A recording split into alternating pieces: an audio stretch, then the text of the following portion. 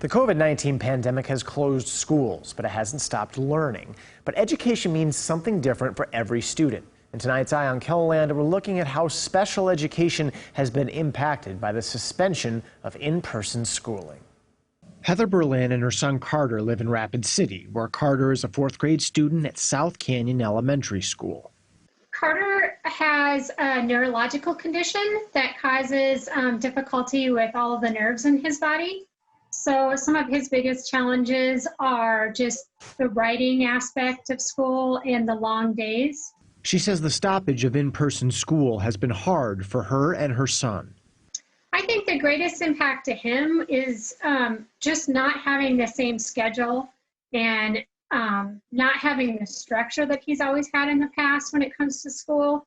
So that's been some of our big challenges, as well as the supports.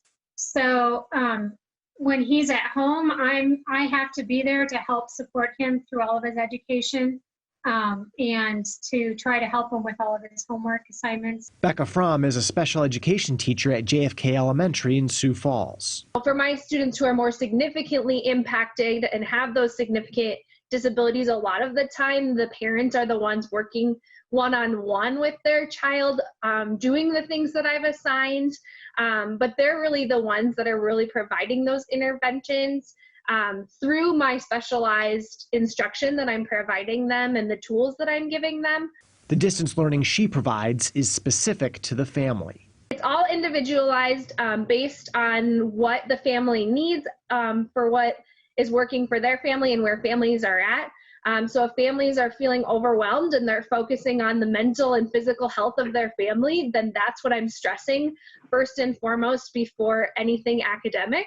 I think that especially as you get to more significantly impacted people with disabilities, it's just a challenge to deliver that kind of individualized instruction in a remote manner. Deb Mullenberg-Wilson, Senior Director of Special Services for the Sioux Falls School District, says the distance learning platform has limits.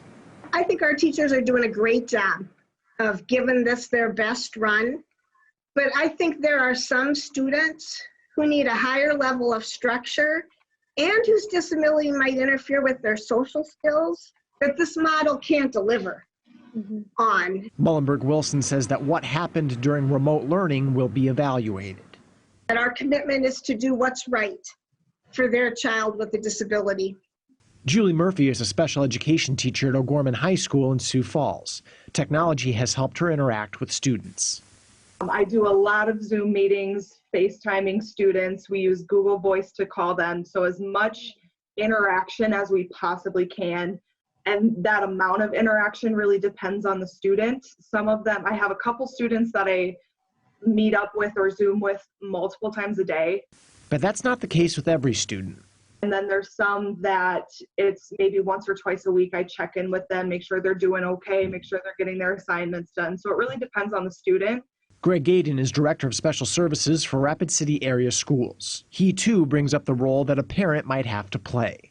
When you have younger children and children have more significant disabilities, it's almost like you have to have a parent as a teacher with those children. Schoolwork continues to be offered, even during a pandemic. I quickly sent out a guidance to all of our parents that our teachers would begin to set up Zoom learning times with their children. That is a requirement. Our staff is very aware that they are to continue to implement the IEP goals that are in the student's IEP. IEP is an acronym for Individual Education Program. Tim Neihart is the Executive Director of the nonprofit Disability Rights South Dakota. He says that since the suspension of in-person schooling, he has heard of instances of school districts overlooking special education in South Dakota. We've represented a couple of families who've had issues with schools not providing services, not providing the related services like speech and physical therapy and occupational therapy. And so we've worked with the parent and the school to create a dialogue and to support the parent so that the school understood their responsibilities to provide services. Citing privacy, he declines to say where this happened.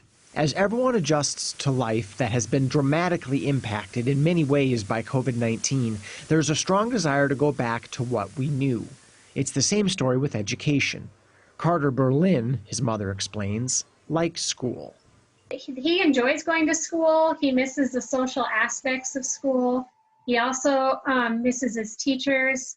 It's been difficult because we don't have all the supports that he would have in the school system, and it's been hard to get those supports translated over to at-home type services. I just think that it's important that, we continue to stress just how much teachers really do miss their kids.